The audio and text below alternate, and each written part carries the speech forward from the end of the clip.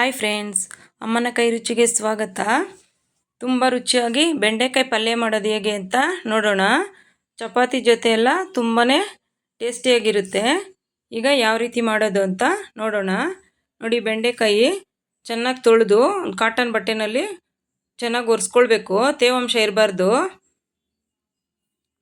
ಸ್ವಲ್ಪ ಸಣ್ಣದಾಗೆ ಕಟ್ ಮಾಡ್ಕೊಳ್ಬೇಕು. ಅದಕ್ಕೆ 1 ಸ್ಪೂನಷ್ಟು ಎಣ್ಣೆ ಹಾಕ್ಕೊಂಡು ಅಲ್ಲೋಳೆ ಎಲ್ಲ ಹೋಗೋವರೆಗೂ ಹುರ್ಕೊಳ್ಬೇಕು.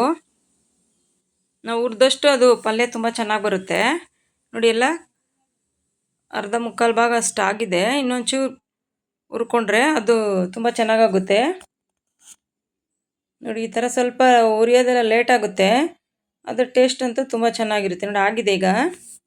ನೋಡಿ, ಬಾಣಲೆಗೆ ಸ್ವಲ್ಪ ಎಣ್ಣೆ ಹಾಕ್ಕೊಂಡು ಇಲ್ಲಿ 2 ಈರುಳ್ಳಿ ಹಾಕಿದ್ದೀನಿ ನಾನು. ಈರುಳ್ಳಿ ಜಾಸ್ತಿ ಹಾಕ್ಕೊಂಡ್ರೂ ಟೇಸ್ಟ್ ತುಂಬಾ ಚೆನ್ನಾಗಿರುತ್ತೆ. ಈರುಳ್ಳಿ ಸ್ವಲ್ಪ ಬಣ್ಣ ಚೇಂಜ್ ಆದ ನಂತರ ಶುಂಠಿ ಬೆಳ್ಳುಳ್ಳಿ ಹಾಗೆ ಜಜ್ಕೊಂಡಿರೋದು, ಪೇಸ್ಟ್ ಹಾಕ್ತಿಲ್ಲ, ಕಲ್ಲಲ್ಲಿ ಜಜ್ಕೊಂಡು ಹಾಕಿರೋದು. ತರಿ ಇದ್ದರೆ ತುಂಬ ಚೆನ್ನಾಗಿ ಬರುತ್ತೆ. ಸ್ವಲ್ಪ ಕರಿಬೇವು, 1 ಟೊಮೊಟೊ. ನಾವು ಬೆಂಡೆಕಾಯಿ ಎಷ್ಟು ಕ್ವಾಂಟಿಟಿ ತೊಗೊಂಡಿರ್ತೀವೋ ಅದನ್ನು ನೋಡಿಕೊಂಡು ಹಾಕ್ಕೊಳ್ಬೇಕು. ನೋಡಿ, ಟೊಮೊಟೊ ಎಲ್ಲ ಸ್ವಲ್ಪ ಸಾಫ್ಟ್ ಆದ ನಂತರ ಈಗ ಇದಕ್ಕೆ ಸ್ವಲ್ಪ ಅರಿಶಿನ, ಅಚ್ಚ ಖಾರದ ಪುಡಿ, ನಮಗೆ ಖಾರಕ್ಕೆ ನೋಡಿಕೊಂಡು 1.5 ಸ್ಪೂನಷ್ಟು ಹಾಕ್ತಾಯಿದ್ದೀನಿ ನಾನು.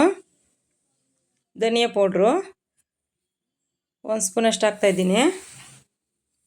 ಧನಿಯಾ ತುಂಬಾ ಏನು ಹಾಕೋದು ಬೇಡ, ಪಲ್ಯ ಅಷ್ಟು ಟೇಸ್ಟ್ ಇರಲ್ಲ, ಸ್ವಲ್ಪ ಕಹಿ ಥರ ಅನಿಸುತ್ತೆ. ಸ್ವಲ್ಪ ಎಲ್ಲ ಲೈಟಾಗಿ ಹಾಕ್ಕೊಂಡ್ರೆ ತುಂಬ ಚೆನ್ನಾಗಿ ಬರುತ್ತೆ. ನೋಡಿ, ಈ ಥರ ಹುರಿದ ನಂತರ ಒಂದು ಸ್ವಲ್ಪ ನೀರು ಹಾಕ್ಕೊಂಡು ಅದು ಎಲ್ಲ ಹಸಿ ವಾಸನೆ ಹೋಗೋರು ಸ್ವಲ್ಪ ಈ ಥರ ಡ್ರೈ ಆಗಿ ಹುರ್ಕೊಳ್ಬೇಕು. ನಾವು ಬೆಂಡೆಕಾಯಿ ಹಾಕಿದ ನಂತರ ನೀರು ಹಾಕ್ಬಾರ್ದು, ಅಷ್ಟು ಚೆನ್ನಾಗಾಗಲ್ಲ, ಅದು ಲೋಳೆ ಥರ ಇದಾಗುತ್ತೆ. ನೋಡಿ, ಎಲ್ಲ ಗ್ರೇವಿ ಎಲ್ಲ ಗಟ್ಟಿಯಾಗಿದೆ. ಈಗ ಇದಕ್ಕೆ ಹುರಿದಿರೋಂಥ ಬೆಂಡೆಕಾಯಿನ ಸೇರಿಸ್ಕೊಳ್ಬೇಕು. ಒಂದ್ಸರಿ ಚೆನ್ನಾಗಿ ಈ ಥರ ಮಿಕ್ಸ್ ಮಾಡಿಕೊಂಡು ಬೆಂಡೆಕಾಯಿ ಎಲ್ಲ ಚೆನ್ನಾಗಿ ಹುರಿದಿರೋದ್ರಿಂದ ಏನು ಟೈಮ್ ತುಂಬ ಹೊತ್ತು ಬೇಯಬೇಕಾಗಿಲ್ಲ. ಈಗ ರುಚಿಗೆ ತಕ್ಕಷ್ಟು ಉಪ್ಪು,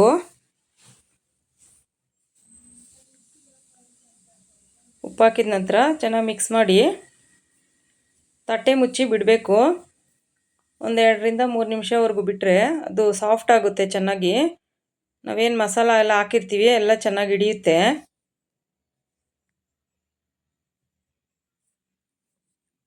ನೋಡಿ, ನಾನೀಗ ತಟ್ಟೆ ಮುಚ್ಚಿ ಬಿಡ್ತಾ ಇದ್ದೀನಿ.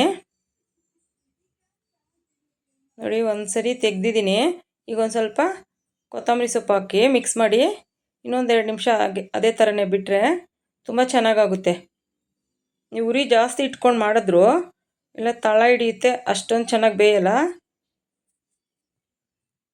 ಈ ಥರ ಮಾಡಿ ಇನ್ನೊಂದು 2 ನಿಮಿಷ ಸಿಮ್ಮಲ್ಲಿ ಇಟ್ಬಿಟ್ರೆ ತುಂಬ ಚೆನ್ನಾಗಾಗುತ್ತೆ.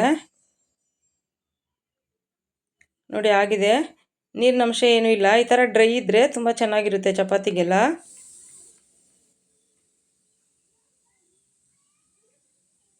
ಊಟದ ಜೊತೆ ನೆಂಚ್ಕೊಳ್ಳೋಕ್ಕೂ ತುಂಬಾ ಚೆನ್ನಾಗಿರುತ್ತೆ. ಈಗ ರೆಡಿಯಾಗಿದೆ. ಚಪಾತಿ ಜೊತೆಗಂತೂ ಒಳ್ಳೆ ಕಾಂಬಿನೇಷನ್. ನಾನ್ ವೆಜ್ ಎಲ್ಲ ತಿನ್ನಲ್ಲ ಅನ್ನೋರಿಗಂತೂ ಒಳ್ಳೆ ಟೇಸ್ಟು.